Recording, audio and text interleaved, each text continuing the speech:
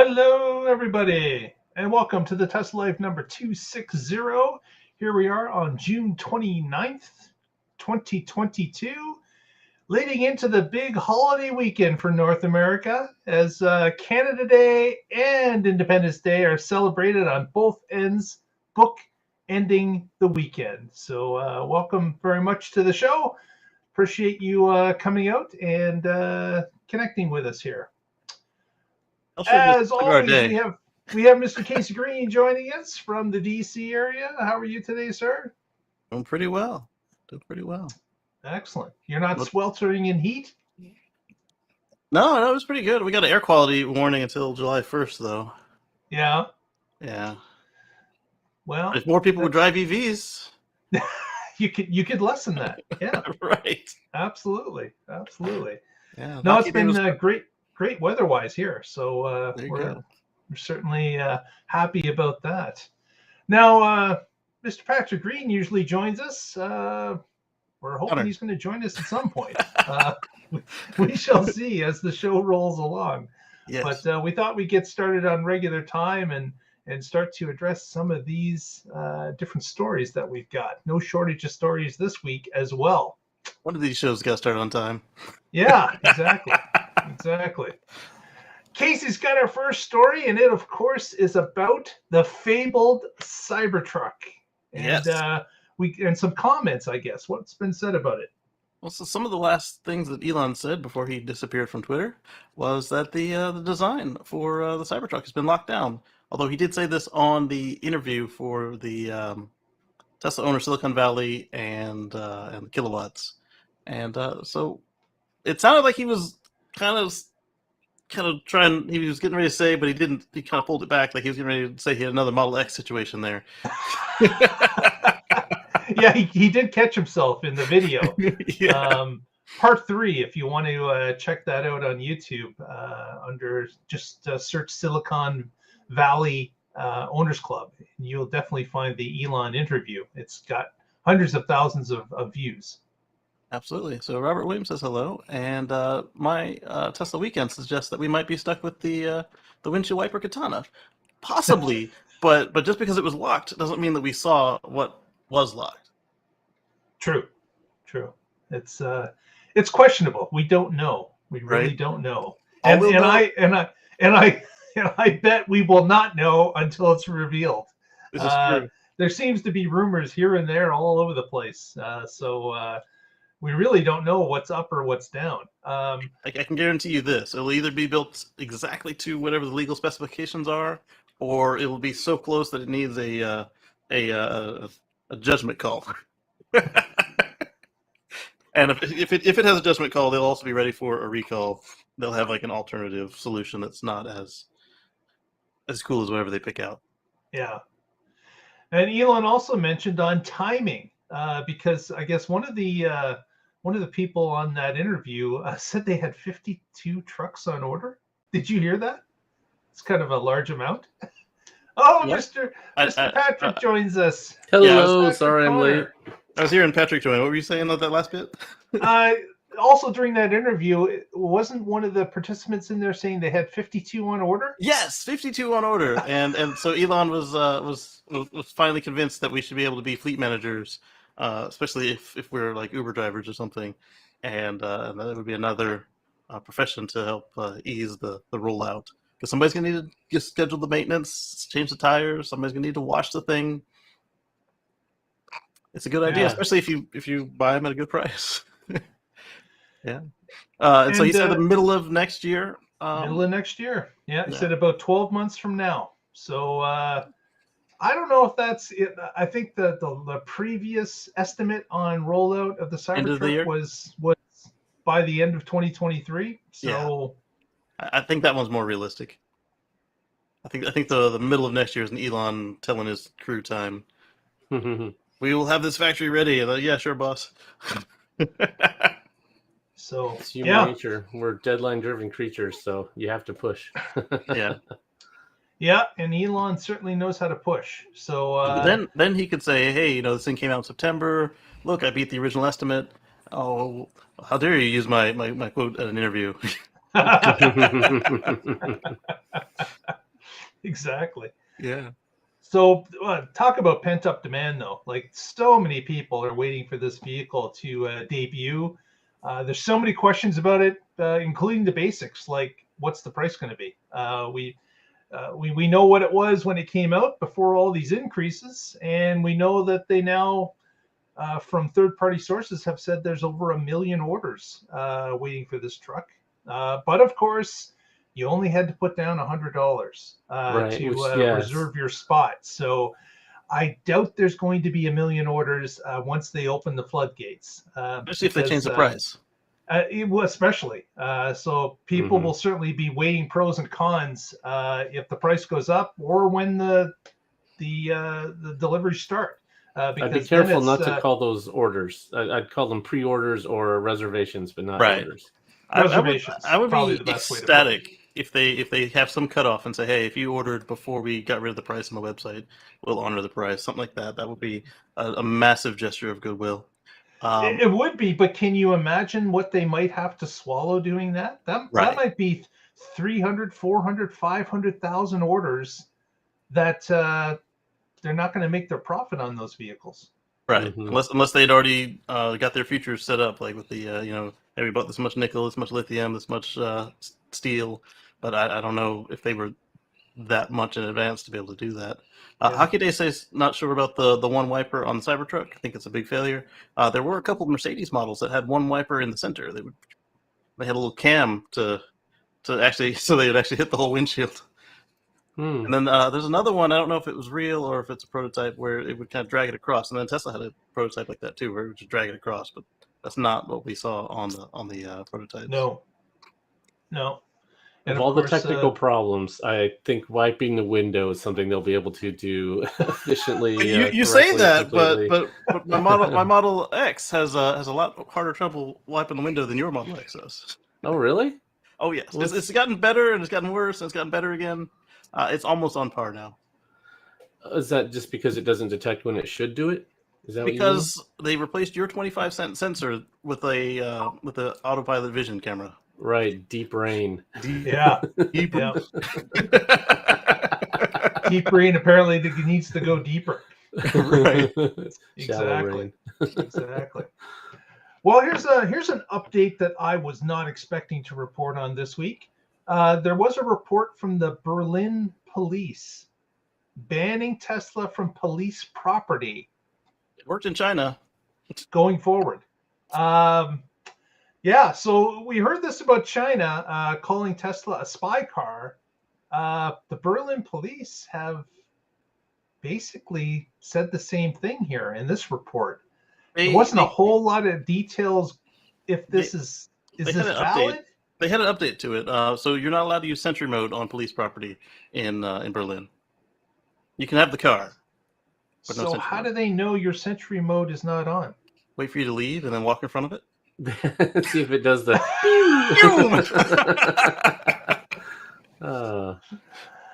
Yeah, so this is kind of backwards. I don't understand why the police would have an issue with this. Like I do. Why China maybe? Because police like a little bit of anonymity in general. I'm painting with a broad brush here. Not all police. Like, we've had a few friends on the show who aren't like this. But, when you put a camera in their face, they can't hide some of their proclivities.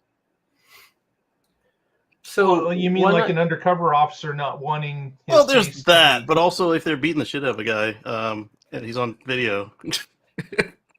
Yeah, but this I don't know. They're just being afraid. Everybody, not everybody, but generally humans are afraid when you tell them that they're being recorded, and they can't see who's doing it. There's not a person there with a news camera. They already didn't like that. Do you know how many news people they assault for just pointing a camera?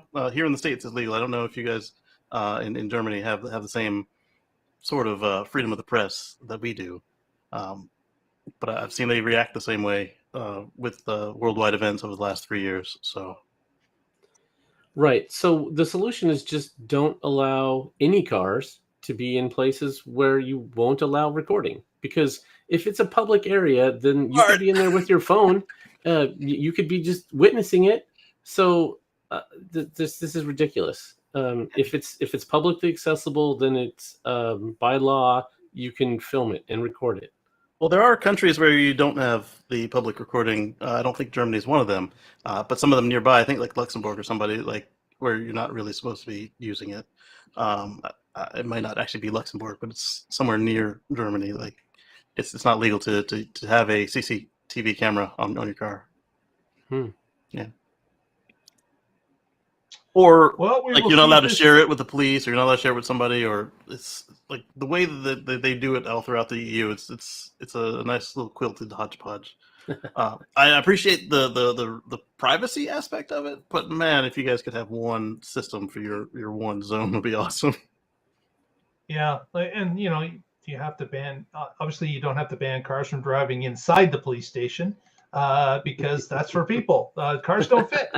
But yeah, I think Patrick's solution just kind of makes sense. It makes most sense. If the car's in a parking lot, okay, then that's allowed.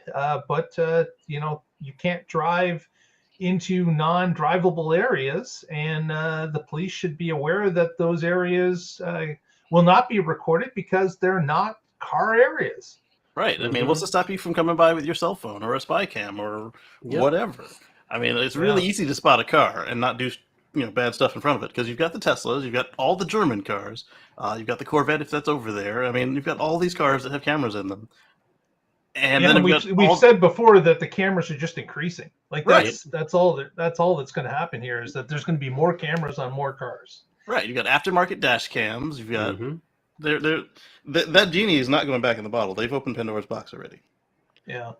I wonder if some police commissioner's brother-in-law works at one of the big German car companies, and just gives Tesla some negative press attempt. Oh, you know what? I wonder if one of them works with the AstroTurfers. Right. Oh, wow. Bless you. Wow. Oh, man. I'm not accusing anybody. Just wondering. Get the old co-conspirators of the cardboard forest together again. Exactly. Yeah. Oh, wow. Next, we're going to talk a little bit about Model Y. Long range has been introduced at Gigafactory Texas. Woo-hoo. So they're going to start shipping the Model Y long range. But I don't think they're 4680 cars. Yeah, I don't think drones would work. They probably have a no-fly zone over the police places already. I think that these long-range cars are the 2170s, and they're the equipment that have been tied up in China that was also talked about in the podcast a week ago. Right, because Elon said real soon it was coming, right? Mm-hmm. Yeah. So they were waiting at Gigafactory Texas to get some more machinery in place to increase production. Unfortunately, I don't think it's the 4680s. So it looks like they're still possibly constrained with battery production, or maybe they're still working out the kinks as to what they want those batteries to perform at. Maybe they have to send some software tweaks to it. I'm guessing at this point, but it seems pretty obvious that they're not getting the proper amount of batteries that they want out of this as quickly as they want. They probably want more.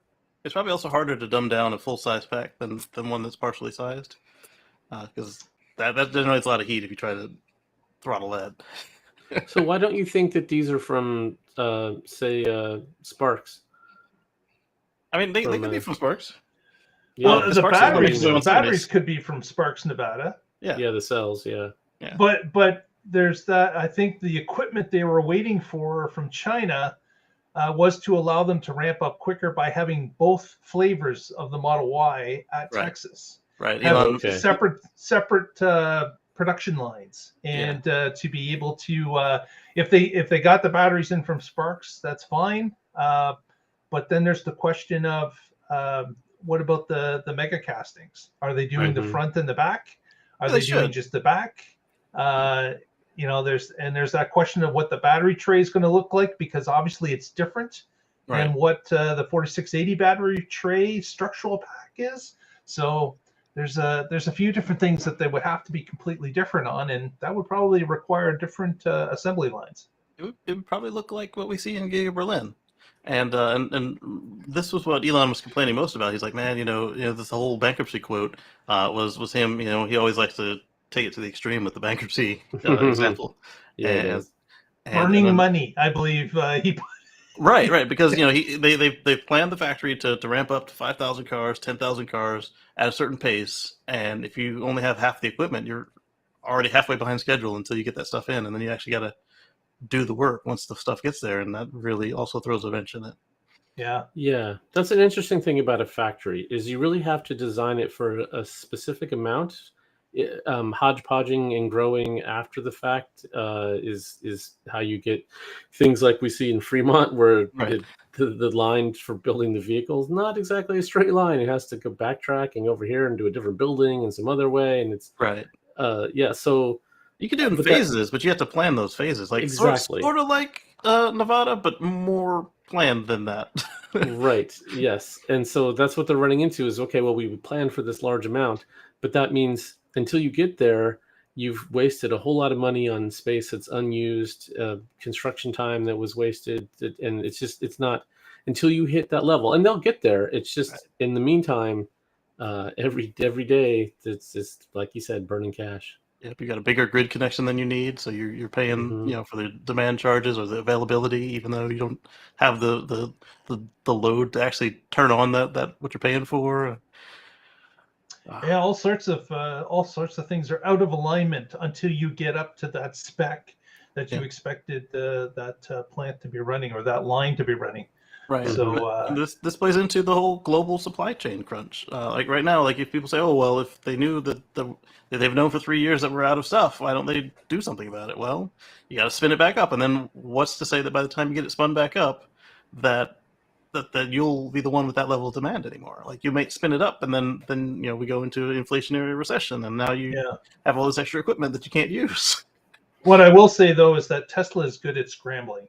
They've proved that in the past, that if they need to alter something in order to get better, they typically do, and they tend to control those levers themselves. Unlike some other auto manufacturers that just maybe just wait on the sidelines and just lay people off and stop producing for a while, Tesla seems to scramble pretty well. So I'm hoping to see that here as well, but I think I am based on, I believe, the second line spinning up and starting to produce Model Ys as well. So they're going to have some hurdles. This is a brand new plant. It's not going as smoothly as Shanghai went, and they're just going to have to smooth out those bumps as they go. Berlin is starting to ramp up. They had 1,000 vehicles there recently in a week.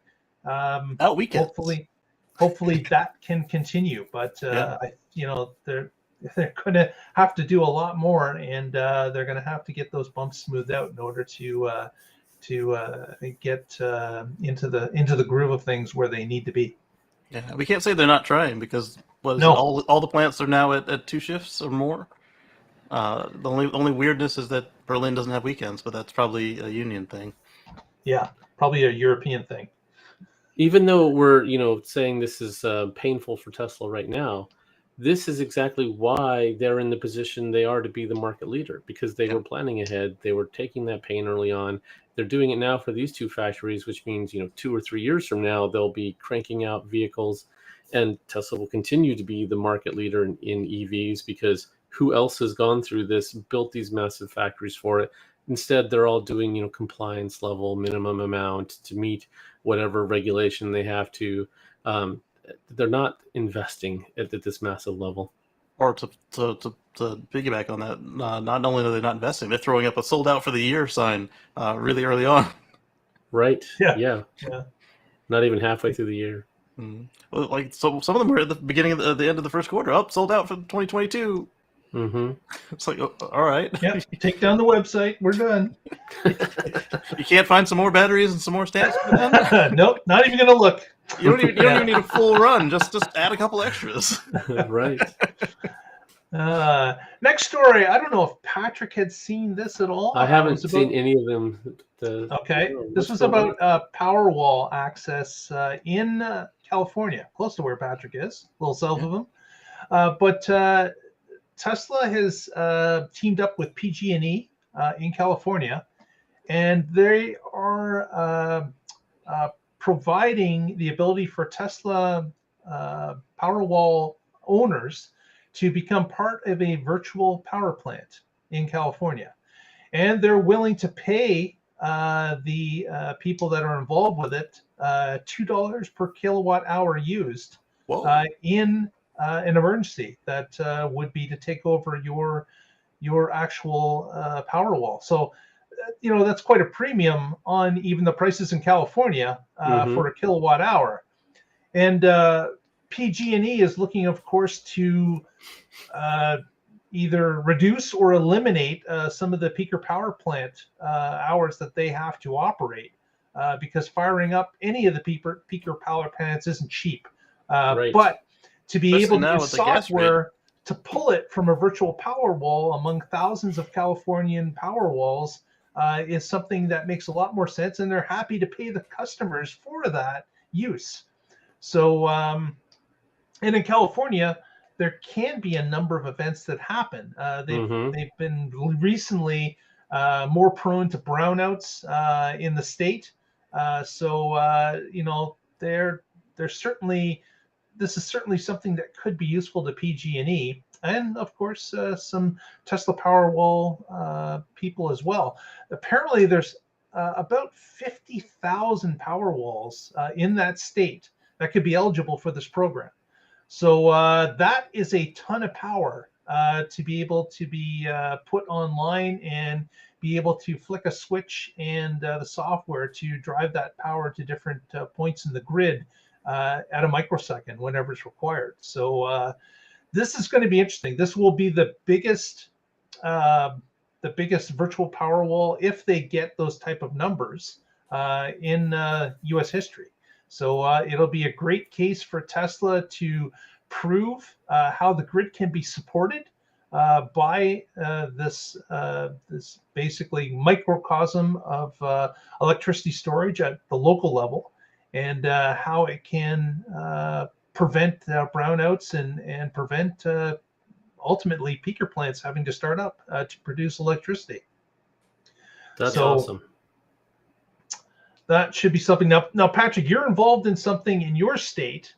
Do you have any idea how many people would have enrolled with that in your state? Did they ever give that type of information to you guys? No, they did limit it to 5,000 people, and I did not apply early. I applied late, and I got in. So I assume that it obviously wasn't maxed out when I joined a year ago or so. Yeah. But their number was 5,000. Yeah. So this is really cool. Yeah, this could be 10 times that amount. Yeah, Tesla had offered this earlier, but they said you could get a $40 gift certificate for it. And now they're actually paying people for it, and so it's not just based on goodwill. So this is great. This is how it should be. And like you said, Mark, the utilities are paying when they have to kick on peakers. Peakers tend to be the dirtiest, the most expensive fuel. So now instead they can do this, and they can pull it from batteries that were either grid charged or more likely solar charged. And so now they're spreading clean energy throughout the grid during demand instead of the opposite, the dirtiest that they have. And not just dirtiest, but also the most expensive. Because when you look at what's been happening with methane prices since Russia has been unable to sell their methane to other places, utilities across the world are raising rates at quite incredible rates. I heard that France locked theirs in, but they're one of the few. Everybody else has just let them float. And then that they have to get that money back somehow. Yeah, right. Also, I think it'd be really cool if I know that the automakers are a little bit full of themselves and won't swallow their pride and come to Tesla to buy a solution unless they really have to. It would be really cool to see if Tesla will license Autobidder and the virtual power plant to like Enphase and the other Generac, others that will allow you to do grid connections so that everybody can participate, because that would further the mission, and they could get a little scratch on top of that. Good idea. Yeah. Yep. So we'll keep our eye on this and see if it expands, if this is successful, and if other states see the writing on the wall and start to get involved in something like this, which I think will be the case going forward. Next, our friend Trevor of the Model 3 Club up here in Toronto had actually tweeted Elon last week about why don't you bring back enhanced autopilot, put it in as a lower tier underneath full self-driving, keep the free version that you already have, put this in the middle, charge something in the middle, and you could collect some more revenue and you make some people happy. So Elon had said, okay, one of his famous quick answers. And this week, it actually turned on in North America. So Canada and the US applications showed it enhanced autopilot is now an option. $6,000 US funds is available for anyone to add to their vehicle. So worldwide. Nice. Oh, it's worldwide. Okay. Yes. Mm-hmm. So makes a lot of sense. It does. Why not allow people to pay for something in between, another level, where they won't get everything that full self-driving provides, but it will bring a lot of the function to them and allow them to maybe say, hey, this is great. I think I'll subscribe to the full one after using this for so long. So it gives people the ability to step up into it and not invest $12,000. They can invest $6,000, get almost all the functions except for the last little bit for direct driving, where you basically just tell it where to go and it follows every street. But this is going to help them out on the highways, and we'll also give them a few party tricks like summon and advanced summon to play with as well. So I think this is a smart move, and hopefully some people will take them up on this offer and get involved. Also really nice for those places like the EU where you can't use any of your stuff that comes with that FSD, and who knows how long it's going to be. So I'd at least like to be able to spend the money to get something rather than give them an extra $6,000 for my country to tell me I can't do it. Yeah. Then you have a lot of people complaining, oh, they raised the price, blah blah blah. One, they yes, they did raise the price, but they didn't raise it as much as they could have. It's only gone up $1,000 from the high point. It was $5,000. Now it's $6,000. Yes, you could have got it for $3,000 if you came in at the right time, but if you were a sucker, you were supposed to get early updates and stuff, and none of that came to be. So we just paid less than me, and be happy. And if you're mad that you didn't get the super cool pricing, what do we always say about Tesla? If you see something you want, buy it now. Assuming you can. Things change so fast. Don't hesitate. Yep. Yeah, because while I complain about not getting the discount, had I waited even longer till after the discount, the price would have gone up $7,000, $8,000, $12,000.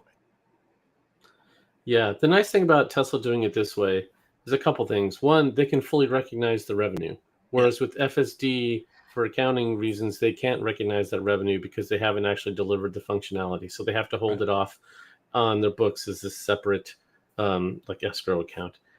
Where if they're selling enhanced autopilot, you're getting enhanced autopilot and you're done. They can recognize all that revenue. And then if you want to upgrade later to FSD, now you're not paying all $12,000 at once. You're splitting it up. And so you can enjoy this for, I don't know, the price might go up, but it could also go down. We saw that in the past when they offered FSD. It's only going up, and it went down considerably for a year. Exactly. Yeah, and that's when I jumped in because I bought enhanced autopilot because I didn't see the point in getting full self-driving. That was a smart move. And then the full self-driving went on sale for just, I think it was $2,000 above the enhanced autopilot, and I was like, for $2,000, I want to get in on this fun. Yeah. And I'm glad I did. So yeah, I got a sweet deal on it, which I'm thinking, well, if I end up getting a Model Y next year or whatever, I'm not going to be able to. I don't want to give up the vehicle I have where I got such a sweet deal. Exactly. and as we all know, we cannot transfer it. We've talked about that many times. Elon doesn't believe in it, so it's going to take a lot more people coming at him for him to change his mind on that. Right. Yeah. Yeah. It's not transferable, just like the steering wheel's not, or the seats aren't. It's part of the car. Nobody uses that. We're taking lumbar out.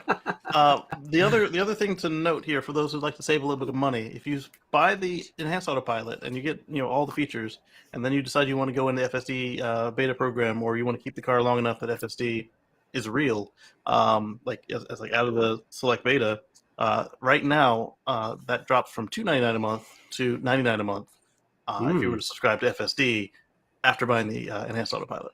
So I see. Yeah, that's not a bad way to do it. yeah, especially That's if you a only good need it idea for like you, road trips. Mark. Yeah, Yeah. like for the summer, if you don't already have enhanced autopilot, buy that, and then just lease FSD for a few months to try it out. Right. Yeah.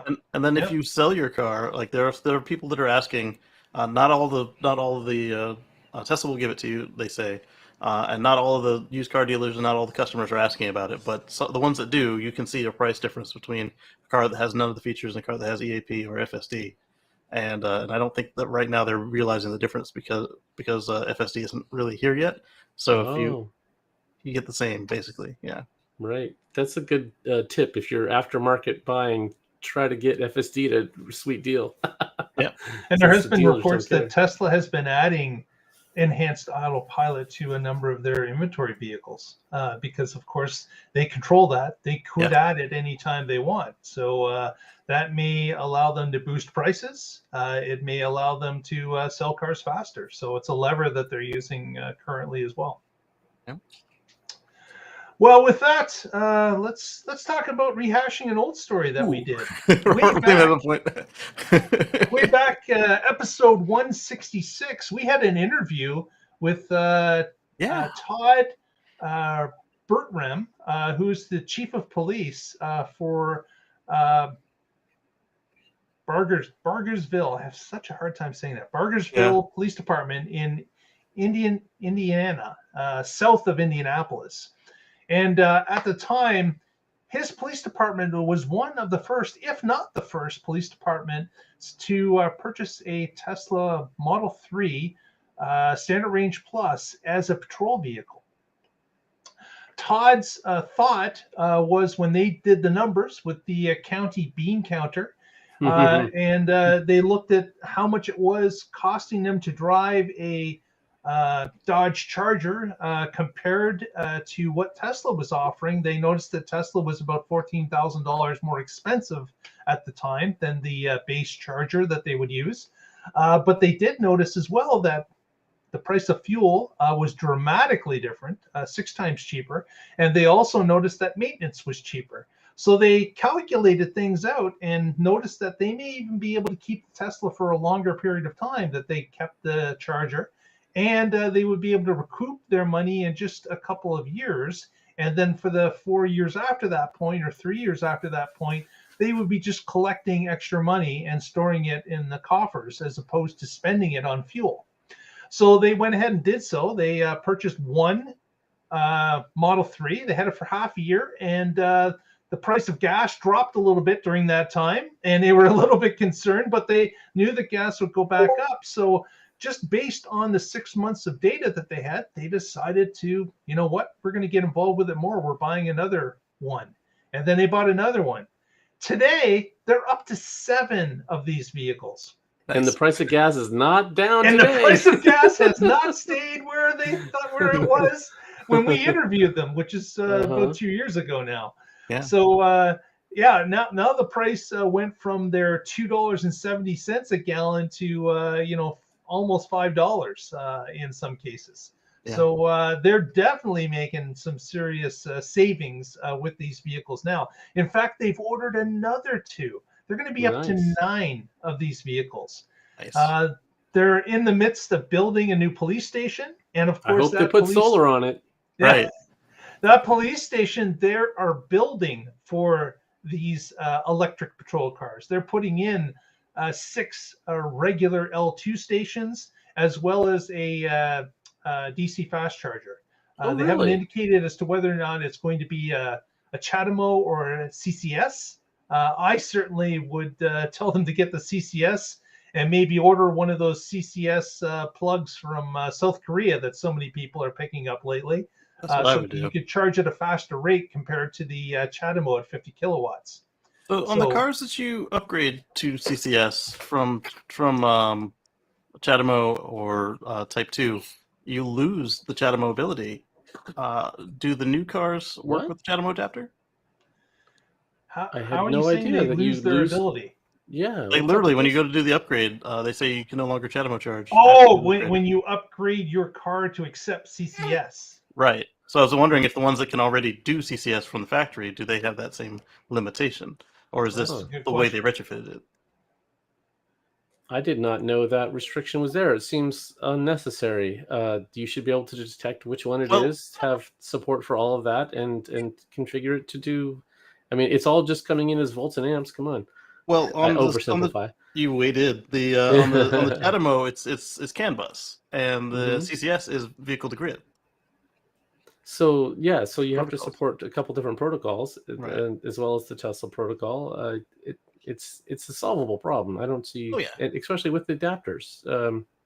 Yeah, it just seems. I would like a vehicle that just supported them all, and there's no reason that you should restrict yourself to that. Especially when some Teslas support CCS and some support CHAdeMO. They know how to do both. Make a car Right. that can do all three, and we're good. Patrick, why are you not working for them now?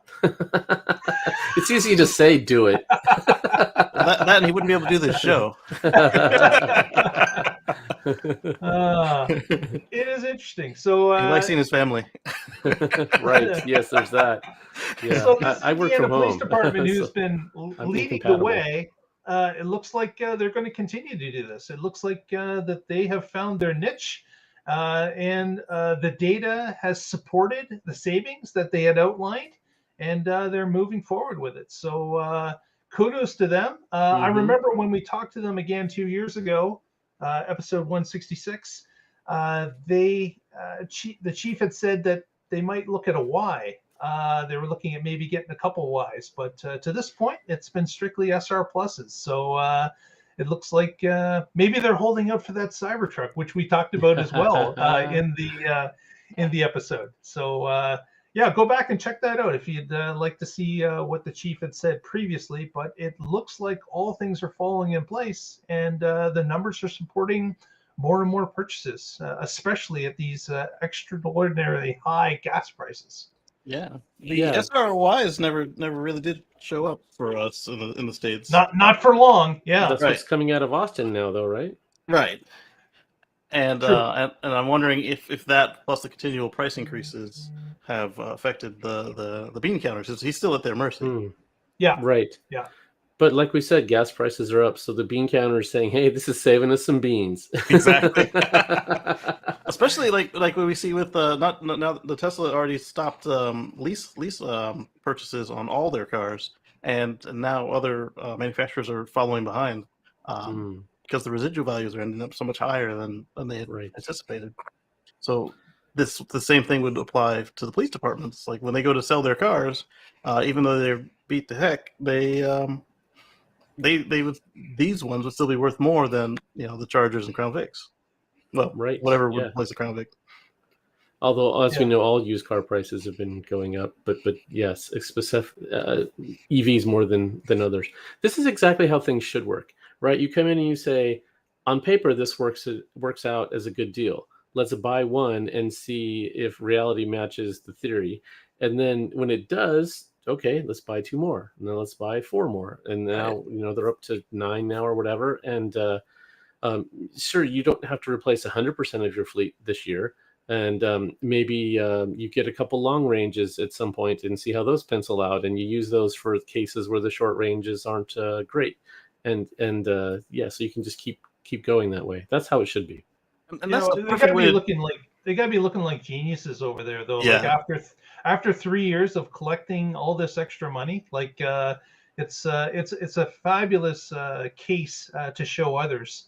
They got in at it early, obviously, but the numbers worked, and they've talked to hundreds of other police departments based on the news coverage that was afforded them, and now this recent amount of news coverage talking about them going up to 9 vehicles only proves the case even further.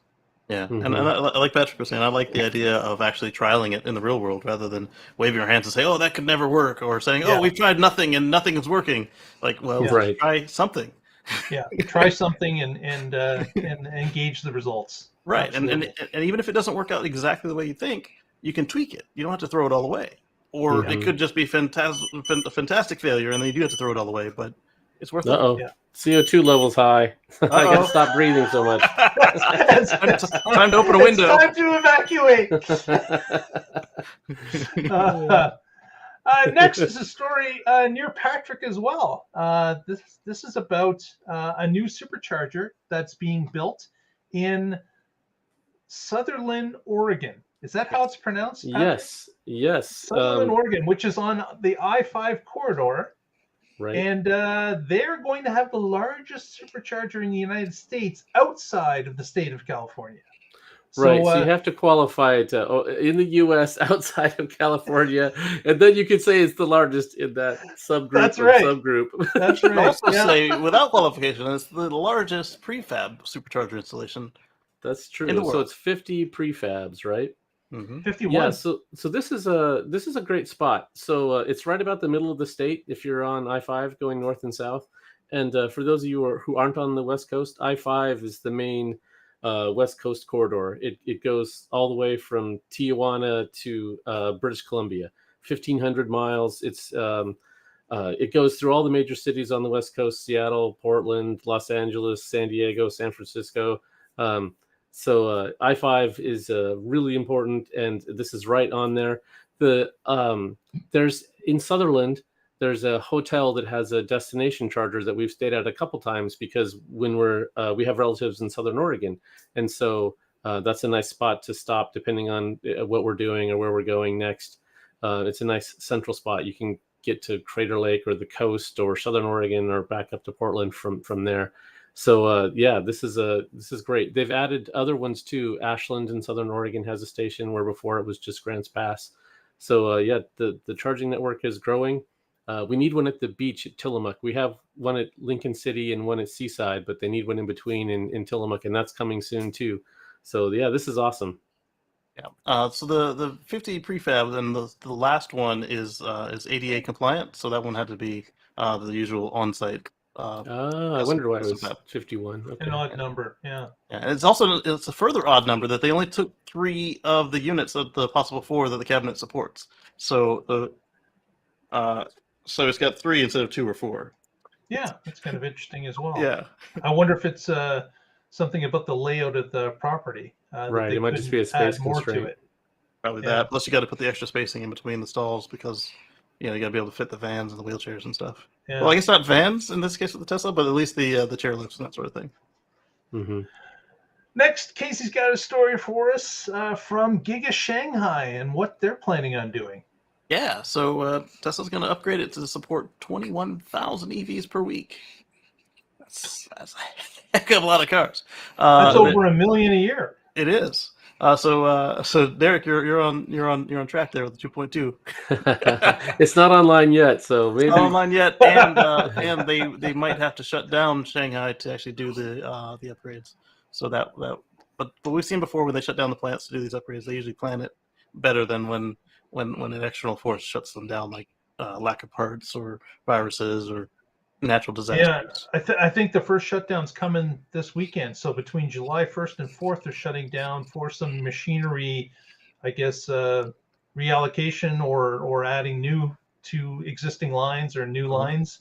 And then there's going to be another shutdown a little bit later on. But you can bet they're planning on keeping the factory running as quickly as they can, even with the shutdowns, because, of course, Shanghai has been a beacon of efficiency amongst all the gigafactories, and they certainly do not want to let Tesla down in numbers. So right, I'm but sure even they've had their planned well. stumbles in the first half of this year with the zero COVID policy. Yep. I left my Tesla running too long. What's up with this? Your CO2 monitor. Oh. Yeah, so it'll be interesting to see as they start to because of course there were rumors about doubling the plant, and then they were like building another plant just to the south of it, and then Tesla had come back and said, no, we're just going to be improving what we've got and adding on to it. So as opposed I wonder to completely if the double building. I wonder if the double building will have the same improvement baked in, or if it's going to be for something else. Yeah. Those are all good questions that we really don't know from the outside. Yeah, Just have to wait whoever for the drone guessed, army. for their production for this year guessed 1.420 million. Right. They might be coming in pretty close. I think that'll Yes. be closer than the 2.2. Just there's been so Only many because of disruptions. the setbacks. I Oh think the yeah, 2.2 yeah. would have had it. I agree. Yeah, Tesla was on track for a stellar year, and there's been problem after problem. But like you said, Mark, they're good at scrambling. But Yeah. there's only so much you can do when you're not hitting that full stride. Yeah. Plus, Exactly. when you're built out of scarcity, you tend to be a little more resilient and a little better in the fat times than if you started the fat times and hit lean times. Correct. Yeah. Yes. Yeah. Tesla's been through near-death experiences. They know how to keep it They going. know how to stay away from that going forward. Uh-huh. Casey, what do you got from supercharging news that's happening in the U.S. this coming weekend? Yeah. So Tesla's been doing this all regularly, but all year and last year they've been on it. Some of the states they'll be doing for July 4th. They'll be doing free supercharging during off-peak hours. 6? Okay, it was 5 when they wrote the article. Okay, 5. Well, I mean, it could be 6. The Tesla moves fast. So let's Sorry, see. open a window, so now I won't suffocate from CO2. Yeah, There you go. We thought. Oh no, the feed went blank. Patrick has hit the floor. So Arizona, California, and Nevada, you have free supercharging from 6 p.m. to 9 a.m. And Oklahoma and Texas, you have free supercharging from 8 p.m. to 11 a.m. And then they've got a list of superchargers over at Drive Tesla Canada, because it's not the whole state. It's just some very popular locations. Right, Cool. they have data. They know where it gets congested, and they're encouraging people to travel at off hours to avoid the congestion. This is brilliant. And they know somebody's going to do it for save $20. Right, yeah. Yeah, absolutely. They can't get people like me with free supercharging for life to care at all. Right. Always flexible people with travel plans, they'll be happy to save $20. People that have those flexible plans. So right, like if I leave an hour later or an hour earlier, yeah, save $20. Yeah, entice them to do so, and you save everybody a headache if there's a congestion at those particular stops. Yeah. Mm-hmm.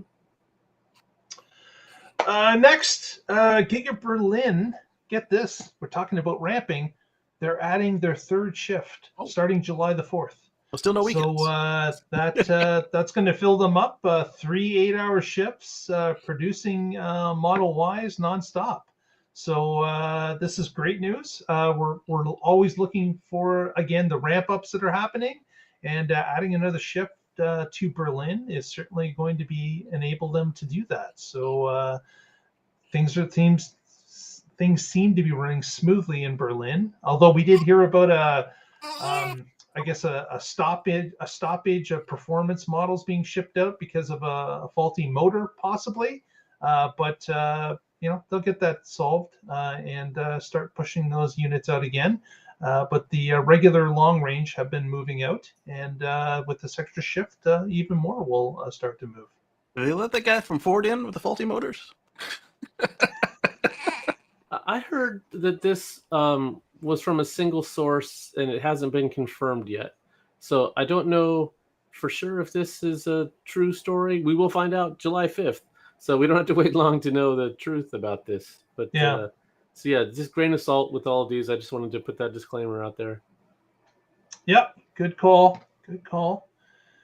Next, a little bit of a bad news, good news story. It is. It totally is.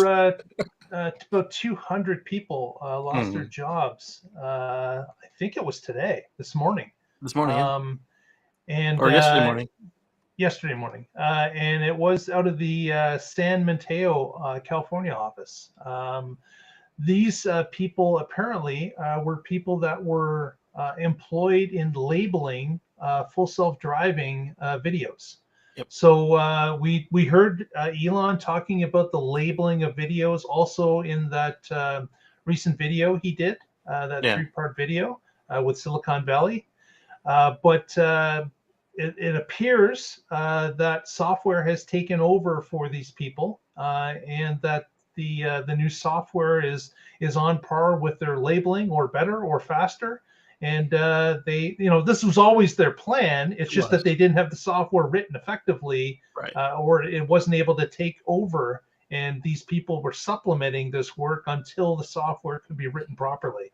So their jobs were always going to disappear. It's just that today was the day. So it seemed in the video like Elon was unhappy with some of their work, like because out of the 300 and some change people, they let the 200 and some go. So obviously the rest of the people were enough quality that Elon felt okay to keep them. Plus, you do have to have somebody to train the machines. It's kind of like with construction. You have a machine replace 6 guys, but you still need 2 guys to actually make sure the machine is set up to do its thing, and that's what these folks are doing.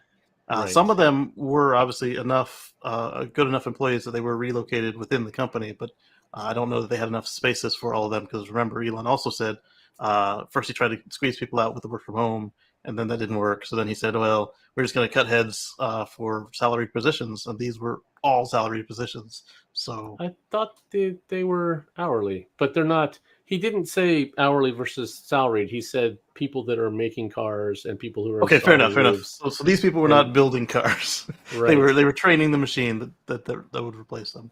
Yeah. And I got to believe that when you have hundreds of people that are doing a labeling position, that there are judgment calls that have to be made by each individual person. And some people interpret the rules a little different than others. And you can have some inconsistency to the labeling based on that. If you train a machine to do it a certain way, it's going to do it that certain way 100% of the time.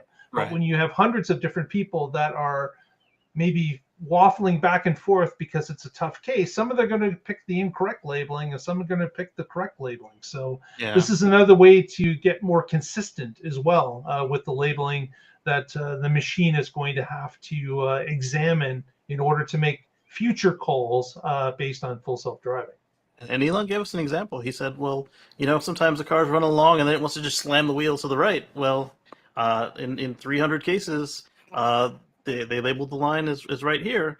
And in one case, they said the line was over here. And that was the one that won in the training for that particular moment in time that the car is pulling up in the scenario. And so it yanks the wheel. And so they had to go back and retrain those one-offs to be more consistent. And so now that the machine is training itself, as Mark's saying, it's going to be 100% consistent rather than judgment calls. Partially, yeah. Exactly. Yeah. So that's bad news for these people, obviously. Hopefully they can. It seems that the San Francisco area is looking for software engineers left, right, and center. So hopefully they can go to other companies quickly. It's never any fun to lose your job at any point, but hopefully these people can find placements in adjacent companies soon. Right. After the Great Resignation, there's lots of jobs. So if you're going to get terminated, this seems like a good time in history to be trying to find employment because it's out there. Great Resignation, plus 1 million people dying just off the bat at working age. Plenty of room. Yep. Sad but true. Yeah. Sad but true. Preventable. So we're ending the show on a high note this week. So we are. But we certainly want to thank everyone for watching. If you haven't already, please give us a thumbs up at this point. That helps us out immensely. Also, please follow us through our social media feeds. You can follow us on Twitter at The Tesla Life, on Facebook, The Tesla Life #1.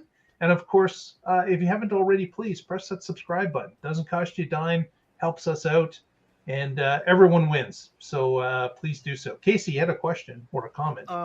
Yeah. So a lot of companies this week were scrambling to present plans for what they were going to do with their employees for healthcare, legal rights, etc. And we saw that the Musk companies had already had something set up thanks to the 2021 the 2021 environmental impact report. They had child care services as far as conception assistance, as well as abortion, traveling out of state for medical procedures that aren't legal in states. So they didn't have to scramble. And I saw some outlets actually point out they did it, and I saw other outlets ignore it. But this company is doing right by their employees, regardless of whatever 12-year-old thing he tweets about. Yeah, good point. The right thing is, to give your employees support for what they need to do, and yeah, Tesla's doing that, so that's great. With that said, Casey, any shout-outs for the end of the show? Yeah, on Sunday, I'll catch you guys right back, not on this channel, but right back here on YouTube at youtube.com/Casey Green. That's KACEYGREEN. And we'll have a little chat about what's going on in the world of renewable tech. What's your catchphrase there, Patrick? Oh yeah, I got to get this in. We are working towards a future free from fossil fuels. That's right, baby. And so we'll catch you on Sunday at 1:10 Eastern, and until whenever. I've actually been pretty successful the last 3 shows of keeping it shorter, and Nice. Try to kind of put a bow on it again, and then eventually we'll do some more pre-recorded videos. I just got a new camera that does to help me out with the interior shots for the FSD. We'll see when it ships if it does what they say it will do, and I think that'll be fun if it does. Very good. 16K, right? No, the 8K was too much, so we went down to 6K. Very good. Very good. Patrick, any shout-outs for the end of the show? Sure. As always, I'm with the Oregon Electric Vehicle Association. You can find us at oeva.org, and I blog occasionally at carswithcords.net. Check it out. Perfect. And we all want to thank Lee Moon for the music that we're about to roll. And join us next week, and together we will find out what is happening in the Tesla life. Stay positive, test negative. Have a great week, everyone.